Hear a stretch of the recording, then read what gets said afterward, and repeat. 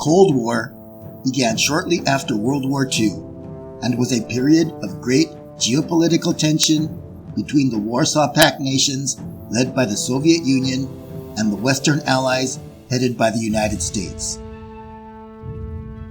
This tension led to an arms race where huge stockpiles of nuclear and conventional weapons were amassed on both sides.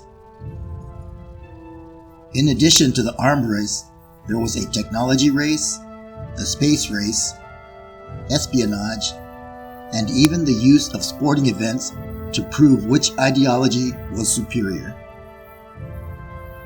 But perhaps the most disturbing result of the struggle for dominance was the use of psychological warfare. It had been rumored in the West that the Soviet Union was conducting mind control experiments in order to gain an advantage over the United States in the event that an actual war ever broke out. But what could America do to keep up with the Russians? In today's episode, we will be looking into Project MKUltra, the CIA's secret mind control experiments.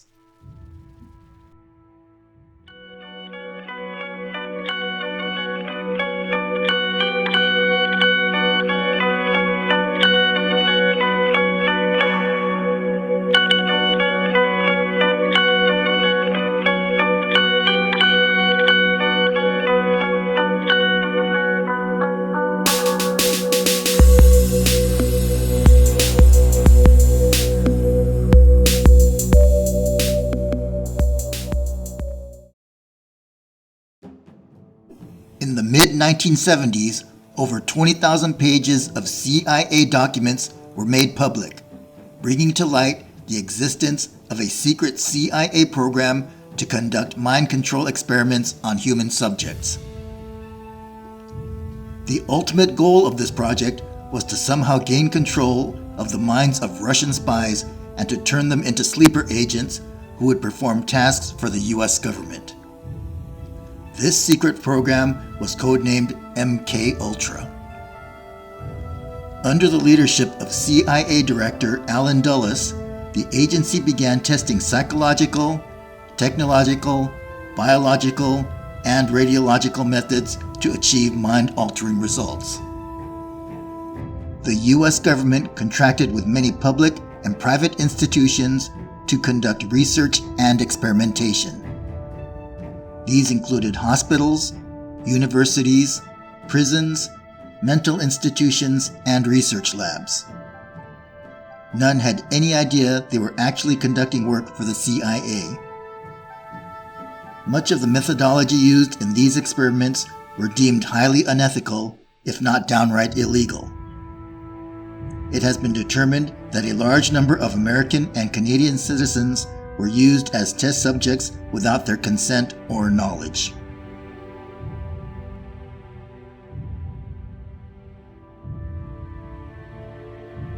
In 1957, at a federal penitentiary in Atlanta, Georgia, inmates were recruited to participate in medical testing.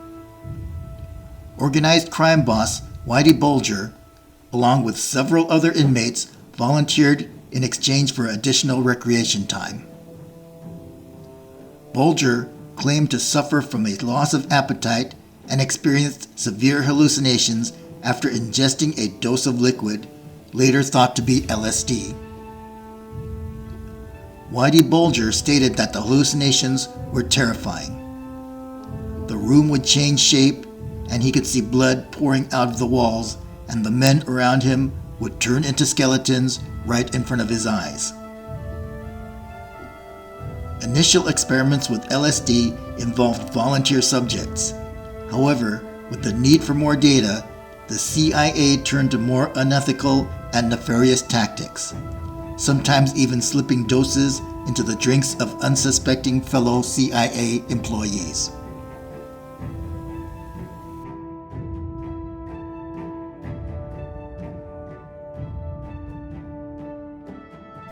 The Allen Memorial Institute is a former psychiatric hospital and research facility located in the city of Montreal, Canada. From 1957 to 1964, a series of highly questionable and at times unethical experiments funded by the CIA and conducted under the guidance of psychiatrist Donald E. Cameron were performed. This program was codenamed Sub-Project 68. Patients were told that these treatments were to cure their schizophrenia, but what they got instead was truly horrific. The true nature of the experiments was to see if the patient's minds, thoughts, and memories could be altered or manipulated. Some patients were put into drug-induced comas, sometimes for months at a time, while pre-recorded messages were piped into their ears. Other patients were subjected to electroshock therapy, which consisted of 12 to 18 150-volt shocks each day. Another group of patients were forced to endure sensory deprivation experiments. In this scenario, patients were deprived of their senses by wearing blindfolds and covering their ears. They were given very little food and water, and oxygen levels in their room was decreased. All the patients were given regular injections of LSD. It is thought that between 500 to 2,000 patients were used as guinea pigs in these experiments, but the exact number will never be known for sure, because the CIA destroyed all patient records relating to Sub-Project 68. In fact, nearly all records of the MKUltra project were destroyed in 1973 by order of the director of the MKUltra project.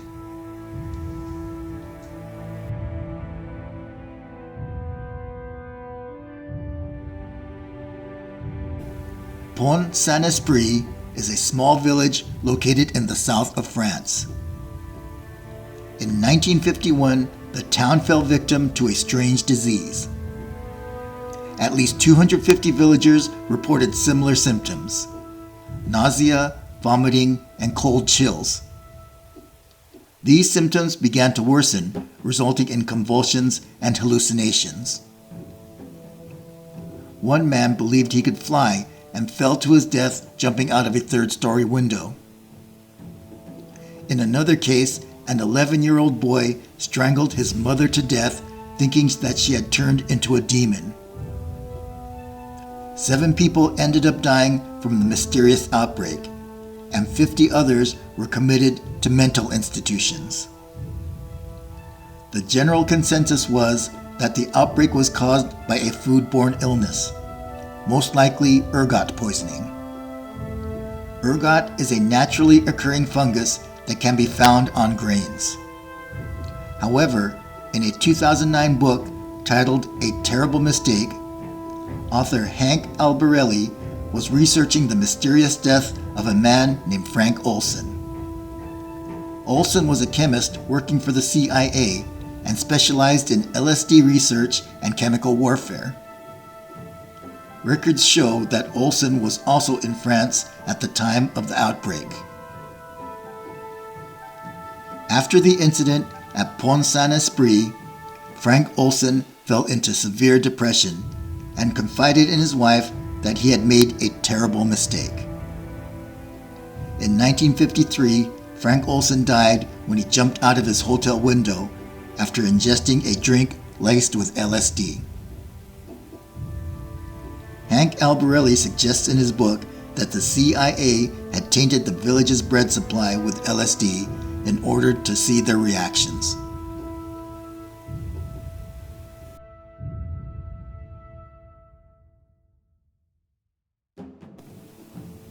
In 1955, this house, located at 225 Chestnut Street in the city of San Francisco, was the setting for an MKUltra project codenamed Operation Midnight Climax. Former Federal Bureau of Narcotics official George White was recruited by the CIA to run the operation. White had the house fitted with hidden cameras and recording devices. He even had a two-way mirror installed in the bedroom where White could witness and observe in person. George White then hired prostitutes and had them bring their unsuspecting customers back to the house and into the bedroom. The customers were slipped doses of LSD, and George White would observe and record the results. As compensation, the prostitutes received cash payments as well as assurances from George White that he would assist them if they were to ever have run-ins with law enforcement.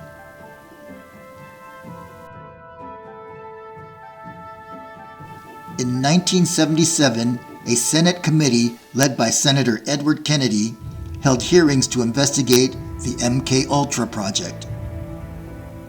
The hearings failed to accomplish much, facing difficult roadblocks put in front of them by the CIA.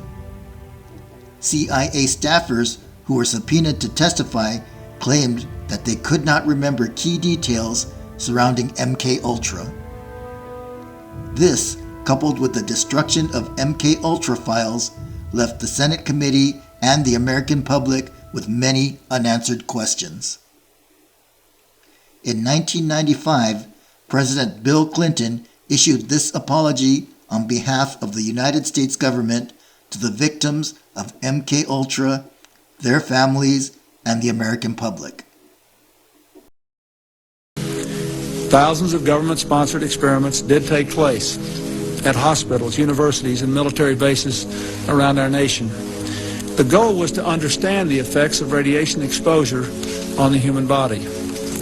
While most of the tests were ethical by any standards, some were unethical, not only by today's standards, but by the standards of the time in which they were conducted.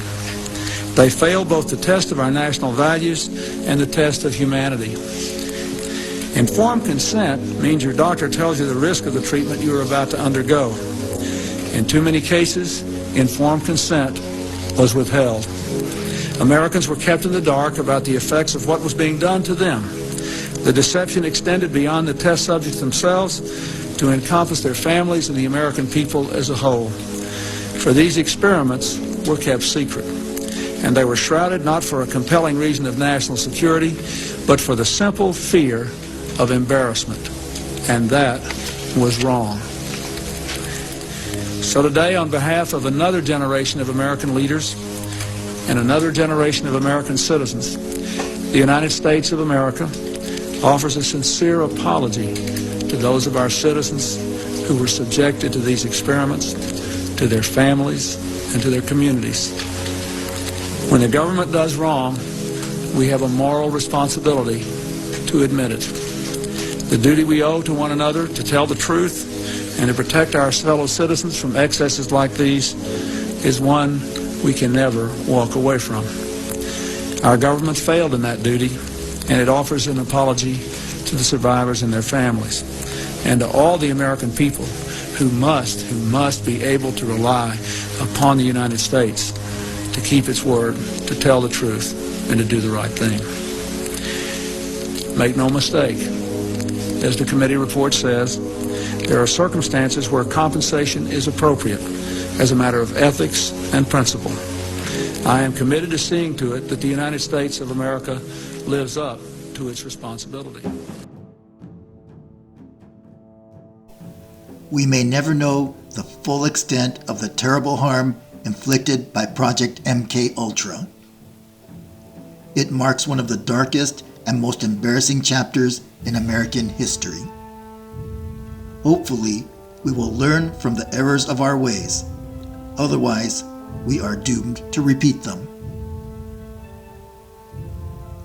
This concludes today's episode of the Paranormal Report.